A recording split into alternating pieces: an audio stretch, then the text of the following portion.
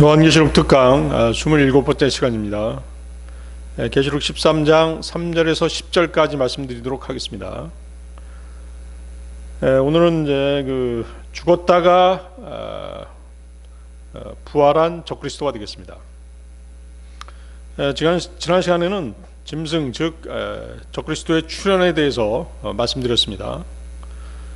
주중에서 올라오는 그 짐승은 7머리와 10뿔 그리고 10개의 관을 쓰고 있었습니다. 이 짐승의 전체 모양은 표범인데 곰의 발과 사자의 입을 가지고 있었습니다. 이 짐승은 계시록 12장에 붉은 용과 비교가 되는데요. 붉은 용은 7머리와 10뿔 그리고 7개의 관을 쓰고 있었죠. 관의 개수와 머리의 개수 혹은 관의 개수와 뿔의 개수가 일치한다는 것은 그 관을 쓴 머리 즉 뿔의 권세가 결정되었거나 결정된다는 의미입니다. 붉은 용의 7머리와 7개의 관은 인류 역사에서 세상을 지배했던 적그리스도의 유형이 되는 왕들과 왕국이었습니다. 그들은 바벨왕 님롯, 이집트의 파라오, 아시리아의 사네립, 바빌론의 느부칸네살, 페르시아의 다리오, 그리스의 알렉산더, 로마의 카이사였습니다.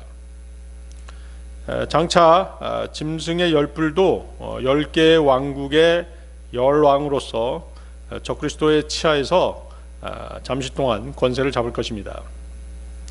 자, 그러면 계시록 13장 3절 보시겠습니다. 또 내가 보니 그의 머리둘 중에 하나가 상처를 입어 죽게 된 것 같았는데 그의 치명적인 상처가 나오매 온 세상이 놀라며 그 짐승을 따르더라. 자, 그 짐승의 머리 중 하나가 치명적인 공격을 당해 상처를 입는 사건이 발생합니다. 평화의 사자로 활동하던 어떤 종교가 또는 어떤 정치 지도자가 갑자기 살해에 당한다는 것이죠. 자, 이것은 님롯, 바벨왕 님롯, 이집트 왕 파라오, 아시리아 왕 사네립, 바빌론 왕 느부갓네살, 페르시아 왕 다리오, 그리스 왕 알렉산더, 로마의 왕 카이사의 7머리 중 하나라는 것입니다. 그렇죠? 거기 그 13장 3절을 다시 보십시오. 그의 머리들 중에 하나가 상처를 입어 죽게 된 것 같았다라고 말하죠. 자, 이 머리 가운데 하나가 상처를 입어 죽게 되었다가 그의 치명적인 상처가 나았다는 것입니다. 그러니까 이 세상에서 평화의 사도로 혹은 유명한 정치 지도자로 활동하던 어떤 사람이 살해당한다는 것이죠. 그랬다가 기적적으로 다시 부활한다는 것입니다. 살아난다는 것입니다. 자, 그래서 그 치명적인 공격을 당한 그 나라의 왕이 누구겠냐는 것이죠. 자, 이것을 과거의 그 왕들하고 7머리하고 장차 나타날 적그리스도하고 잘 비교해서 여러분들이 생각해 보셔야 되는 것입니다. 자, 지난 시간에 이 얘기를 했습니다만은 다시 계시록 17장 11절을 보시겠습니다. 계시록 17장 11절. 전에 있었다가 지금은 없는 그 짐승은 곧 8째며 그 7에 속한 자라 그가 멸망으로 들어가느니라. 자, 이 수수께끼 같은 말씀에 대한 해석을 기억하고 계십니까? 자, 머리는 왕이면서 왕국이라고 말씀드렸죠. 7머리 중 전에 있었다가 지금은 없고, 자, 짐승 즉 적그리스도는 8째인데 7에 속한 자라는 뜻입니다. 무슨 뜻이 아시겠습니까? 그 나라는 어떤 나라이겠습니까? 바빌론이죠. 그렇습니다. 자, 여기서 여러분들이 알아야 될 게 뭐냐면 첫 번째 왕이 바벨론이었죠. 바벨왕. 바벨이 바로 그 바빌로니아입니다. 바빌로니아, 바빌론. 바벨 다 같은 말이죠. 그리고 네 번째 왕이 바빌론 왕 느부갓네살이죠. 첫 번째 정 가운데, 그 다음에 뭐예요? 여덟 번째가 되려면 여덟 번째 왕이 누구겠습니까? 장차 나타날 신비의 큰 바빌론이죠. 그렇죠? 대환란에 등장하는 나라인 것입니다. 계시록 17장 5절인데요. 그녀의 이마에 한 이름이 기록되어 있는데 신비라 큰 바빌론이라 땅의 창녀들과 가증한 것들의 어미라 하였더라.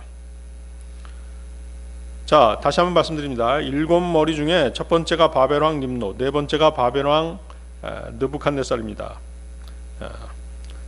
그렇기 때문에 바빌론은 전에 있었던 나라이었지만 지금은 없죠. 지금은 없지만 어떻게 해요? 장차 나타나게 되는 것이죠. 그렇습니다. 그런데 대환란 때 큰 바빌론이라는 이름으로 바빌론이 다시 등장한다는 것이죠. 이 큰 바빌론은 종교 형태의 로마가 정치적인 로마로 탈바꿈한 것이라고 지난 시간에 말씀드렸습니다. 이 큰 바빌론은 음욕교회인데 사탄의 신부로서 주님의 신부인 교회를 모방하는 것입니다. 큰 바빌론은 대환란 때 적그리스도와 손잡게 될 것이고 적그리스도는 큰 바빌론의 수장이 될 것입니다.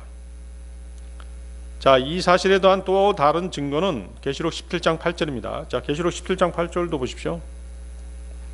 내가 본 그 짐승은 전에 있었다가 지금은 없으나 앞으로 바닥 없는 구덩이에서 올라와 멸망으로 들어갈지 아니라 땅에 거하는 자들로서 세상의 창건 이후로 이름이 생명책에 기록되지 않는 자들이 전에 있었다가 지금은 없으나 여전히 있는 그 짐승을 보고 놀라리라.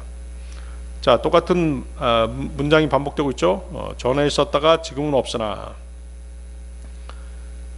자, 그런데 지금 읽은 계시록 17장 8절 바닥 없는 구덩이에서 올라오는 이 짐승은 누구라고 말씀드렸습니까?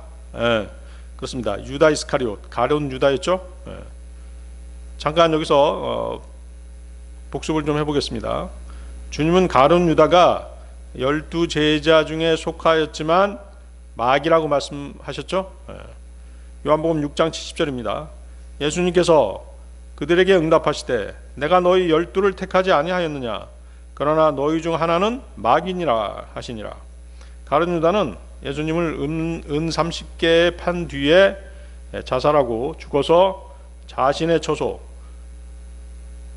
처소가 어디였습니까? 바닥 없는 구덩이로 돌아갔던 것입니다. 사도행전 1장 25절인데요. 유다는 자기 자신의 처소로 가려고 범법함으로 그 직분에서 떨어져 나갔나이다. 자, 이 구절은 이제 12제자에서 떨어져 나간 가룟 유다를 대신한 다른 제자를 뽑는 기도문 중에 일부분이죠. 가룟 유다는 지금 자신의 처소 바닥 없는 구덩이에 있습니다. 계시록 17장 8절을 다시 보십시오. 전에 있었다가 그는 전에 있었던 12 제자 중 한 명이었습니다. 지금은 없으나 사도 요한이 계시록을 기록할 때는 없었습니다. 앞으로 바닥 없는 구덩이에서 올라와 멸망으로 들어갈지 아니라.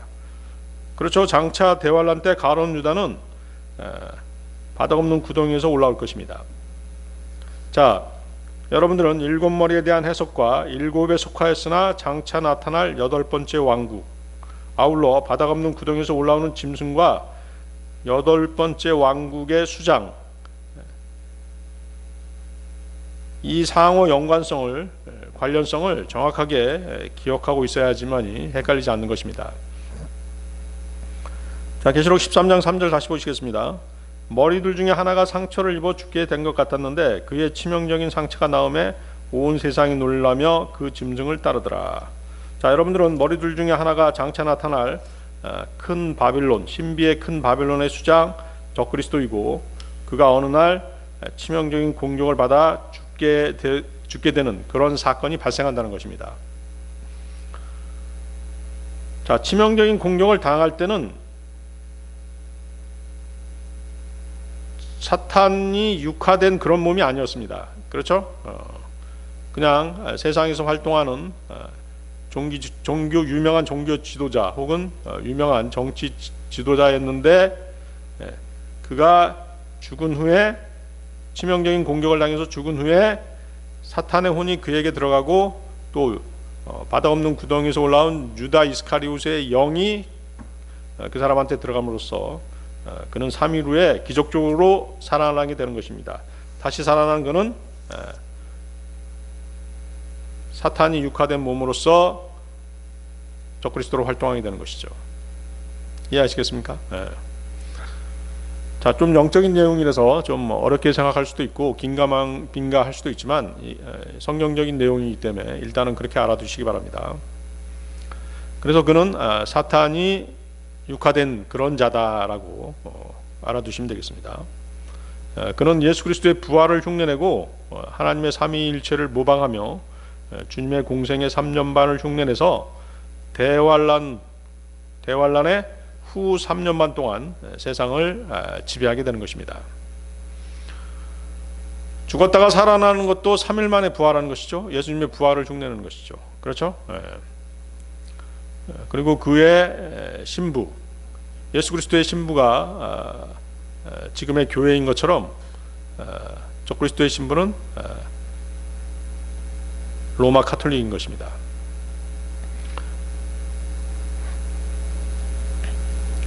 그래서 치명적인 상처를 입기 전에 그는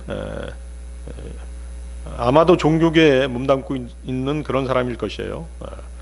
로마 카톨릭 쪽에 몸담고 있는 이름난 30세의 성직자로서 혹은 평화주의자로서 명성이 자자한 그런 인물일 것입니다. 계시록 13장 4절로 가겠습니다. 그들이 그 짐승에게 권능을 준 용에게 경배하고 또 그 짐승에게 경배하여 이르되 누가 이 짐승과 같으냐, 누가 등이 그와 전쟁을 하겠느냐 하더라. 사탄이 육화돼서 적그리스도가 되었기 때문에 그의 권능은 사탄에게서 나오는 것입니다. 세상 사람들은 그 짐승에게 권능을 준 용에게 경배하고 또 그 짐승에게 경배하는 것입니다. 헬라어로 그 경배한다는 것은 입을 맞춘다는 뜻이 있습니다. 세상 사람들은 적그리스도에게 입을 맞추는데 사실 그 입맞춤은 사탄에게 입맞추는 것이죠. 여러분들은 그 카톨릭 신도들이라든가 사제들이 교황에게 입맞추는 광경을 자주 TV나 여러 방송 매체들을 통해서 보셨을 것입니다. 태양신 바알을 숭배하는 자들, 또 그 자들이 그런 바알 숭배자들이 바알을 경배할 때 바알에게 입맞추는 것입니다. 열왕기상 19장 18절인데요.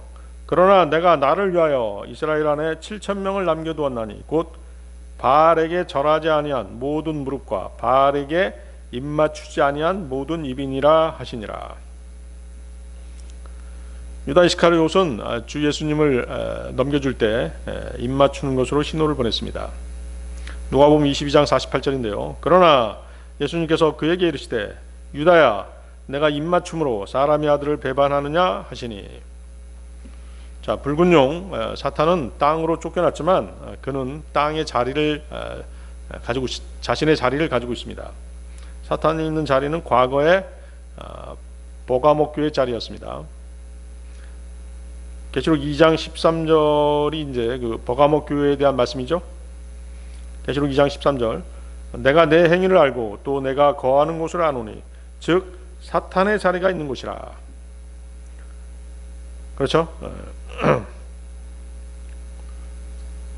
지금은 이제 뭐 그의 자리가 옮겨질 수도 있죠.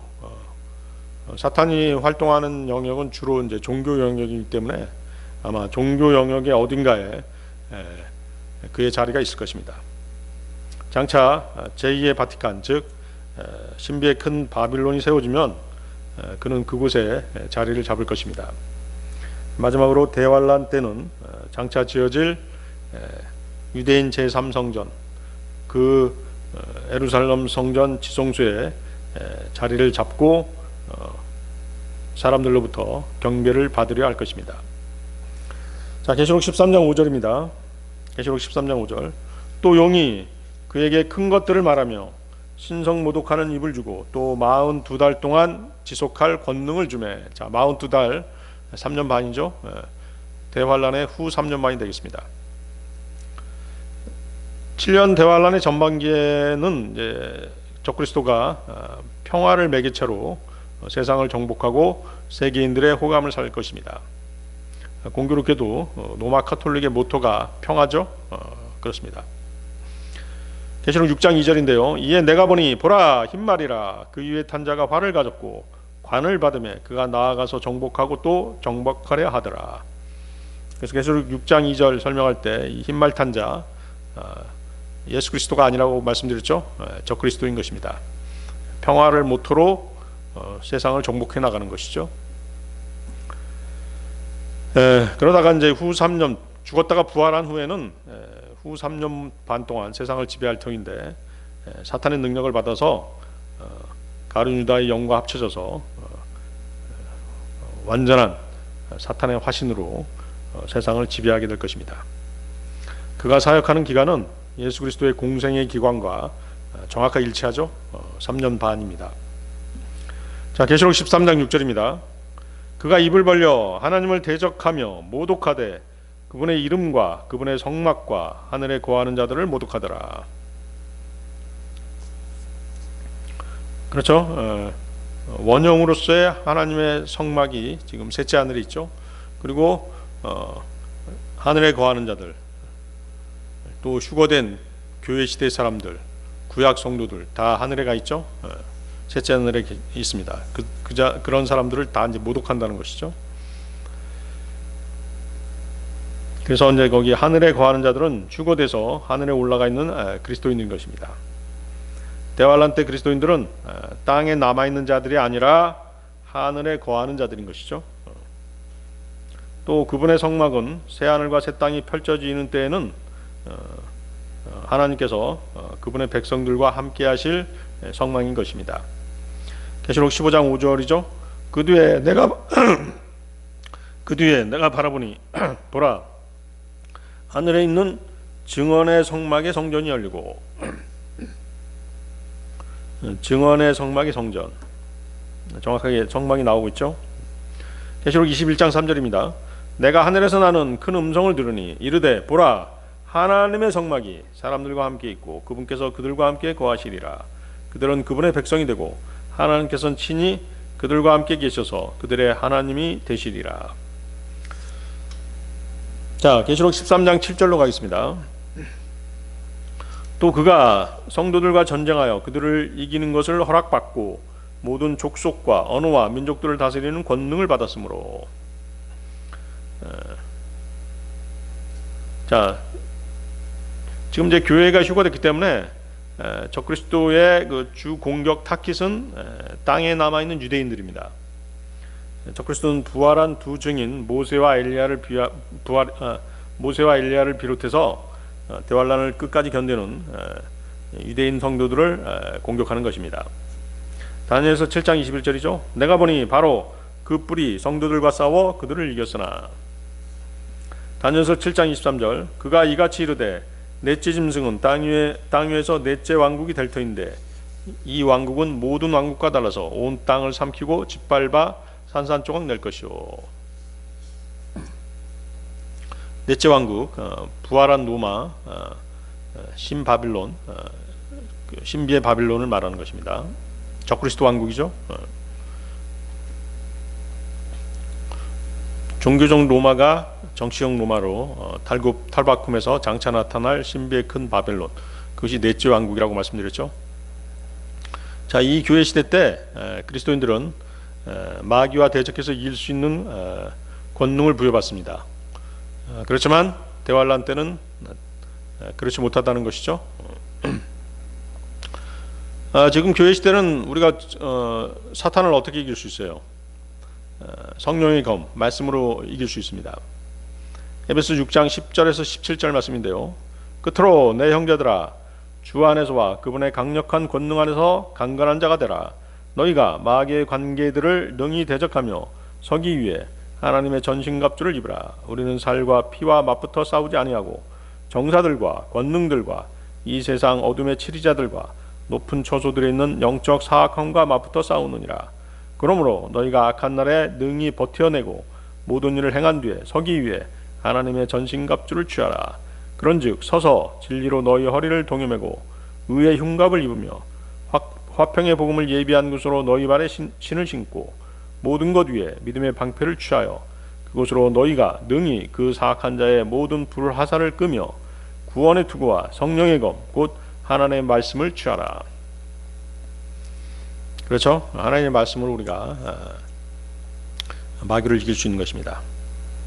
그래서 그렇지만 여러분들이 마귀를 물리치기 위해서는 먼저 무엇을 해야 되는 것입니까? 하나님의 말씀에 먼저 순복해야 되는 것이죠. 하나님의 말씀에 먼저 무릎을 꿇어야 되는 것입니다.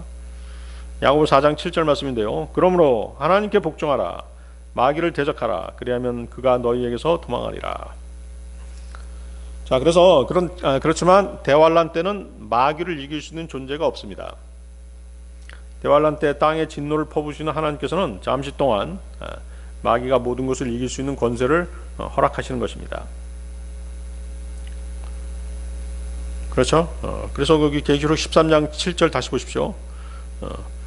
또 그가 성도들과 전쟁하여 그들을 이기는 것을 허락받고 주 하나님으로부터 허락을 받은 것입니다. 계시록 13장 8, 9절로 가겠습니다. 계시록 13장 8, 9절. 땅에 거하는 모든 자들 곧 세상의 창건 이후로 죽임을 당한 어린 양의 생명책에 이름이 기록되지 않은 자들이 그에게 경배하리라. 누구든지 귀가 있거든 들을지어다. 자, 환난 전에 휴거되지 못하고 땅에 남아있는 사람들이 어린 양의 생명책에 이름이 기록되지 않은 자들입니다. 대환난 때 어린 양의 생명책에 기록되고자 한다면 이기는 자가 되어야 됩니다. 믿음을 지키기 위해서 순교하거나 자신의 믿음을 행위로 지키는 것, 즉 짐승의 표 666을 거부하고 끝까지 견뎌야 되는 것이죠. 그래야지 이긴 자가 되는 것입니다. 지금 이 은혜 시대에는 주 예수 그리스도를 믿으면 어린 양의 생명책에 바로 이름이 기록되는 것입니다. 그래서 지금의 작금의 은혜 시대, 교회 시대에서 이긴 자는 그리스도인들이죠. 대환란 때는 짐승의 표를 받지 않고 끝까지 견디는 사람, 또 중간에 견디다가 순교당하는 사람들이 이긴 자가 되는 것입니다. 어떤 특정 교파의 교주가 이긴 자가 아닙니다. 아시겠죠? 누가복음 10장 20절입니다. 그럼에도 불구하고 그 영들이 너희에게 굴복하는 이 일로 기뻐하지 말고 오히려 너희 이름이 하늘에 기록되었으므로 기뻐하라 하시니라. 네, 초림 때 주님의 말씀이죠. 신약 그리스도인들은 대환란을 통과하지 않습니다. 최후의 백보자 심판 때에 서지 않는 것입니다. 어린 양의 생명책에 기록된 이름은 절대 지워지지 않습니다. 은혜 시대에 받은 구원은 영원히 보장됩니다. 신약 그리스도인들은 주님의 몸의 일부, 즉 주님의 지체이기 때문인 것이죠. 고린도전서 12장 27절이죠. 이제 너희는 그리스도의 몸이요 개별적으로는 지체니라. 그렇죠? 계속 반복되는 말씀입니다만 우리가 주님의 지체가 됐기 때문에 주님의 몸이 됐잖아요. 주님의 몸에 교회가 주님의 몸이지 않습니까? 그렇기 때문에 주님께서는 자신의 몸을 잘라낼 수가 없는 것이죠. 그렇죠? 그래서 우리의 구원은 영원히 안전한 것입니다. 또 하나님의 말씀은 누구든지 신분고한을 막론하고 또 남녀 구분 없이 들을 수 있는 기회가 언제든지 주어져 있습니다. 하나님의 말씀을 들으면 하나님께서 그에게 믿음을 주시고 그 믿음으로 주님을 영접하면 구원을 받는 것입니다. 로마서 10장 17절 말씀이죠. 그런즉 이와 같이 믿음은 들음에 의해 오며 들음은 하나님의 말씀에 의해 오느니라. 믿어라 믿어라 한다고 해서 믿어지는 것이 아니라 하나님의 말씀을 들으면 믿음이 오는 것입니다. 요한복음 5장 25절입니다. 진실로 진실로 내가 너희에게 이르노니 죽은 자들이 하나님의 아들의 음성을 들을 때가 오고 있는데 곧 지금이라. 듣는 자들은 살리라. 듣는 자들은 살리라 라고 약속하시죠. 근데 사람들이 하나님의 말씀, 진리의 복음, 성경 말씀을 들으려고 하지 않기 때문에 구원을 받지 못하는 것입니다. 자, 계시록 13장 10절로 가겠습니다. 계시록 13장 10절. 포로로 끌고 가는 자는 포로로 끌려갈 것이요 칼로 죽인 자는 반드시 칼로 죽임을 당하리니 여기에 성도들의 인내와 믿음이 있느니라. 짐승이 통치하는 후 3년 반 동안에는 적그리스도에게 저항하는 성도들이 있을 수밖에 없습니다. 그 적그리스도와의 전쟁에서 포로로 끌려가는 자들이 있고 죽임을 당하는 칼로 죽임을 당하는 자도 있을 수밖에 없는 것이죠. 그렇죠? 적그리스도 치하에서는 적그리스도가 사람들을 끌고 아마겟돈 전쟁터로 끌고 간다든가 그렇게 할 수 있는 것입니다. 그런 일이 발생할 수 있겠죠? 자, 여기 보세요. 뭐라고 말씀하십니까? 여기에 성도들의 인내와 믿음이 있느니라. 견뎌야 된다는 것이죠. 끝까지 견뎌야 된다는 것입니다. 적그리스도가 받은 권세는 하나님께서 허락하신 권세입니다. 하나님께서는 타락한 이스라엘을 징치하실 때 이방 민족들을 징계의 막대기로 사용하시죠. 이집트, 아시리아, 바빌론 등이 그들 나라들입니다. 그들은 사탄의 일곱 머리에 속하는 나라들이었습니다. 이렇듯 하나님께서는 사탄의 세력들을 하나님의 심판의 막대기로 사용하시는 것입니다. 그리고 그 사악한 이방 민족들은 따로 다른 이방 세력들을 이용해서 심판하시거나 아니면 하나님께서 직접 심판하시는 것이죠. 에레미야서 43장 10절에서 11절입니다. 그리고 그들에게 이르기를 만군의 주 곧 이스라엘의 하나님이 이같이 말하노라. 보라, 내가 사람을 보내어 나의 종 바빌론 왕 느부갓네살을 데려오고 내가 숨긴 이 돌들 위에 그의 왕자를 세우리니 그가 그 돌들 위에 왕가의 천막을 치리라. 그가 오면 이집트 땅을 쳐서 죽일 자는 죽음에 넘기고 포로 삼을 자는 포로로 넘기며 칼로 칠 자는 칼에 넘기리라. 그렇죠? 이집트 다음에 일어난 바빌론 왕 느부갓네살이 이집트를 치지 않습니까? 그러면서 주님께서는 포악한 우상 숭배자인 또 대량 학살자인 바빌론의 느부갓네살 왕을 나의 종이라고 부르시죠. 주님은 느부갓네살을 사용해서 이스라엘을 징치하시고 이집트를 치게 하십니다. 느부갓네살은 적그리스도의 강력한 예표가 되는 그런 인물입니다. 대환란 때 주님은 진노의 포도주를 세상에 퍼부으고 있을 텐데 그때도 마찬가지로 적그리스도를 사용하시는 것입니다. 이것이 적그리스도의 그 권세를 허락하시는 이유인 것이죠. 자, 오늘 여기까지 하겠습니다.